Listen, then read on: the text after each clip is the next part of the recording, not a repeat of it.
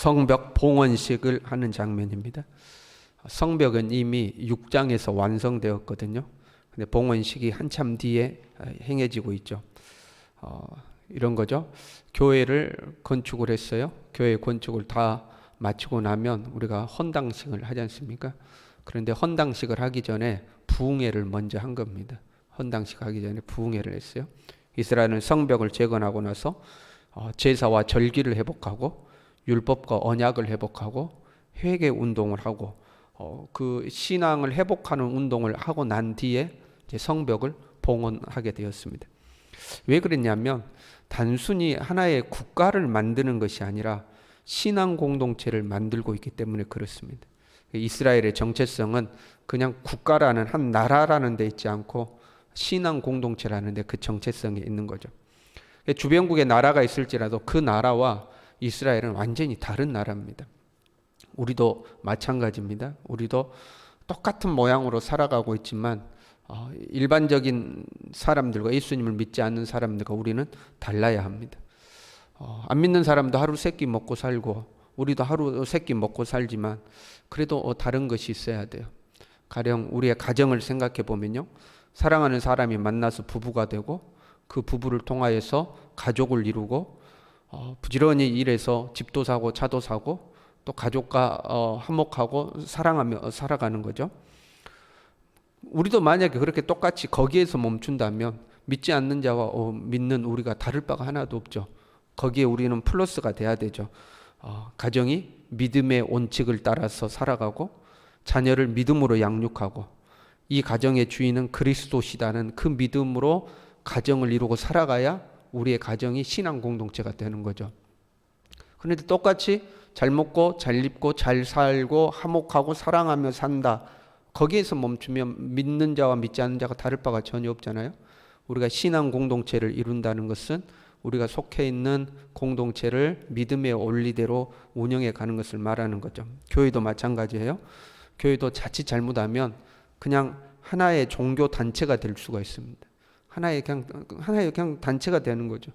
그렇게 되면 일반 친목 모임보다도 교회가 못하는 경우도 많이 있습니다. 일반 친목 모이면 만나서 서로 뭐 즐겁게 보내고 감정이 상한 일이 있으면 막걸리 한 잔 먹고 풀고 뭐 이렇게 할 수 있는데 교회의 공동체라는 것은 신앙 공동체가 되지 아니하면 안 믿는 사람보다 못하게 변한 경우도 많아요. 그래서 교회가 뭐 분쟁이 일어나고 싸우고 시끄럽고 그런 경우가 굉장히 많이 생기잖아요. 그러니까 이 교회도 신앙 공동체가 돼야 되죠. 신앙 공동체가 된다는 것은 신앙의 원리를 따라서 교회를 운영해 가는 거죠. 하나님의 뜻을 최우선으로 순종하고 하나님이 맡기신 사명을 온전히 감당해 가는 공동체가 되어야 우리 교회라는 이 공동체도 신앙 공동체가 되는 겁니다. 근데 하나님의 뜻도 뭐 없고 믿음의 원리도 없고 뭐 이런 게 다 없고 그냥 우리끼리 모여서 우리끼리 회의하고 우리가 좋은 대로 이끌어가면 안 믿는 어떤 단체와 다를 바가 없어지는 거죠. 그래서 신앙 공동체가 되는 게 중요해요. 이스라엘은 그냥 일반적인 나라를 세우는 게 아니고 신앙 공동체를 세우기를 원했기 때문에 이 신앙의 회복 운동을 먼저 한 겁니다. 신앙의 회복 운동을 한 거죠. 건물이 그릇이라면 건물을 그릇으로 한다면 하나의 성이 그릇이라면 하나의 교회가 그릇이라면 하나의 가정이 그릇이라면 그 안에 담겨지는 내용물은 우리 사람이잖아요. 그러니까 아무리 좋은 건물 아무리 좋은 성벽을 가지고 있어도 그 안에 담겨지는 사람이 온전하지 않으면 좋은 그릇에 썩은 음식 담은 거하고 똑같은 거죠. 그래서 성벽이라는 좋은 그릇을 만들어 놨으니까 그 안에 들어가는 한 사람 한 사람을 믿음의 사람으로 변화시키고 언약의 백성으로 변화시켜서 신앙 공동체를 만들어가는 거예요. 우리도 마찬가지예요. 우리의 가정이 신앙 공동체가 되려면 가족 한 사람 한 사람이 하나님 앞에 바로 서야 되겠죠. 교회가 신앙 공동체가 되려면 이 공동체 안에 있는 한 사람 한 사람이 믿음의 사람으로 세워지는 게 중요하죠. 저와 여러분이 그렇게 믿음의 사람으로 세워줄 수 있기를 바랍니다. 그렇게 이제 신앙 공동체를 세우고 성벽 봉헌식을 하는데 그 성벽 봉헌식을 하기 전에 우리가 이제 12장 27절부터 읽었습니다만은 12장 부터 보면 제사장과 레위인들의 명단을 쭉 점검하고 있습니다. 제사장들과 레위인의 명단을 쭉 점검하고 그 제사장들과 레위인을 중심으로 성벽 봉헌식을 해요. 제사장과 레위인의 명단을 점검한 어떤 현실적인 이유라고 할까요? 그것은 성벽 봉헌식 이후에 제사장과 레위인들에게 돌아갈 몫을 이제 분배하고 계산하기 위한 거죠. 그래서 44절부터 보면 그 제사장과 레위인의 몫에 대한 이야기가 나와요. 성벽 봉헌식을 하고 거기에서 나온 것들로 이제 분배를 하는 거죠. 그러나 신앙적인 이유, 그게 더 훨씬 중요한 거죠. 제사장과 레위인의 명단을 파악하고 한 그 신앙적인 이유가 뭐냐면 국가 공동체가 아니고 신앙 공동체이기 때문에 그렇습니다. 그리고 신앙 공동체에는 반드시 레위인과 제사장이 있어야 하는 거죠. 이게 그냥 일반 공동체라면 제사장이 필요가 없습니다. 그러나 신앙 공동체라면 반드시 제사장이 있어야 되는 거죠. 이 제사장과 레위인들은 성전에서 하나님을 섬기는 사람들이잖아요. 하나님께 드리는 예배를 준비하고 예배를 집례하는 사람들이 이 제사장과 레위인들이죠. 그리고 그것보다도 더 중요한 역할은 뭐냐면 중보자의 역할입니다. 하나님과 사람 사이의 중보자로서 제사장이 있는 거죠.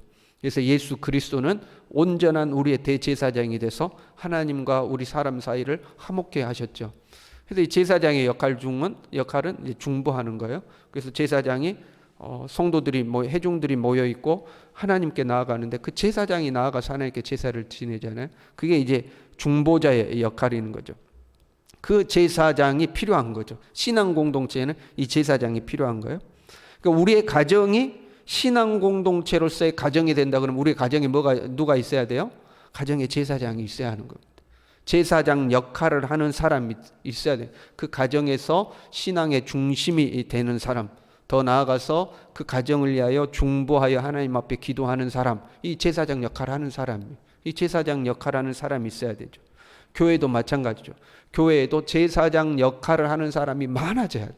제사장의 역할을 하는 사람, 하나님을 섬기고 하나님을 예배하기에 최선을 다하고 성도들을 위하여 중보하여 기도하는 이런 제사장의 역할을 하는 사람들이 많아져야 교회가 신앙 공동체로서 든든히 세워지는 거죠. 그래서 한편으로 그 제사장의 기본적인 역할이 있고요. 신앙 공동체는 이 제사장이 반드시 필요하고 그 제사장은 그러한 신앙적인 역할을 감당해 가야 돼요. 새벽에 나오신 여러분이 교회와 가정에서 이 제사장의 역할을 감당하시길 바랍니다. 아멘도 안 하시네. 그리고 그렇게 하시고 그 다음에 오늘 본문의 성벽을 봉헌하는 이 봉헌식에 있어서 제사장의 아주 중요한 역할이 있습니다. 제사장의 중요한 역할이 있어요. 보면은 성벽 봉헌식을 하는데 어떻게 했냐면 제사장과 레위인을 두 편으로 나누어서 이 성 둘레를 이렇게 행진하도록 하는 거죠. 제사장과 레위인을 두 패로 나눴어요. 두 그룹으로. 그래서 한 그룹은 이쪽으로 돌고 한 그룹은 이쪽으로 돌아서 쭉 돌아서 이렇게 가는데 뭘 하고 가겠냐면 감사 찬송을 하면서 행진을 하도록 한 거예요. 제사장과 레위인들이 감사 찬송에서 성벽을 쭉 돌면 그 뒤에 이제 일반 백성들이 따라서 성벽을 쭉 같이 따라가는 거죠. 이 성을 하나님께 봉헌합니다 하고 이제 쭉 가는 거예요. 그러니까 제사장은 레위인은 제일 앞장서서 감사 찬송을 이끌어가는 자들이었어요. 하나님을 향한 감사를 이끌어가는 자들. 우리가 가정에서 만약에 내가 하나님 앞에 신앙적으로 레위인의 역할, 제사장의 역할을 한다. 그러면 간혹 가다가 이런 분들 있죠. 교회는 열심히 나와요. 예배도 잘 드려요. 막 기도한다고 빠지지 않고 기도해요. 그런데 가정에서는 인격적이지 못한 거죠. 가정에 가서 잔소리하고 큰 소리 지르고 그 못난 모습 보이는 거죠. 그러면 이게 안 되는 거죠. 제사장은 오히려 내 가족이 됐던 내 어떤 교회 공동체가 됐던 어떤 공동체에서 사람들에게서 불평이 나오고 불만이 나올 수밖에 없는 상황이라 할지라도 그 상황을 감사할 수 있는 상황으로 이끌어 가야 되는 거죠. 그게 제사장의 역할입니다. 하나님 앞에 우리가 불평할 수밖에 없는 상황을 믿음의 시선으로 돌려서 오히려 감사할 수 있도록 감사 찬송할 수 있도록 앞장서서 이끌어가는 사람, 이 사람이 제사장이 되는 거죠. 그리고 그렇게 쭉 가던 사람들이 어디에서 이 두 그룹이 하나로 만나냐면 하나님의 성전에서 하나로 탁 만난 거예요. 그러니까 하나님의 성전을 향해서 두 그룹으로 쭉 터져서 하나님의 성전으로 탁 만난 거죠. 제사장은 어떤 불평하고 불만족스러운 상황 속에서도 하나님께 감사하도록 이끌어가서 결국 우리의 생각과 뜻이 어디로 모이도록 해야 돼요? 하나님 앞에 설 수 있도록 그것을 딱 이끌어가는 사람이 제사장의 역할을 하는 사람인 거예요. 우리가 성경에 보면 출애굽해가지고 가나안 가기 전에 12명의 정탐꾼을 보냈잖아요. 근데 10명의 정탐꾼들이 원망하고 불평할 때에 2명의 정탐꾼들은 믿음의 보고를 하죠. 이 2명의 역할이 제사장의 역할인 겁니다. 모든 것이 부정적으로 보이지만 그것을 믿음의 시선으로 돌이켜서 하나님을 바라보도록 하고 믿음을 갖도록 이끌어가는 역할, 이게 이제 제사장의 역할이 되는 거죠.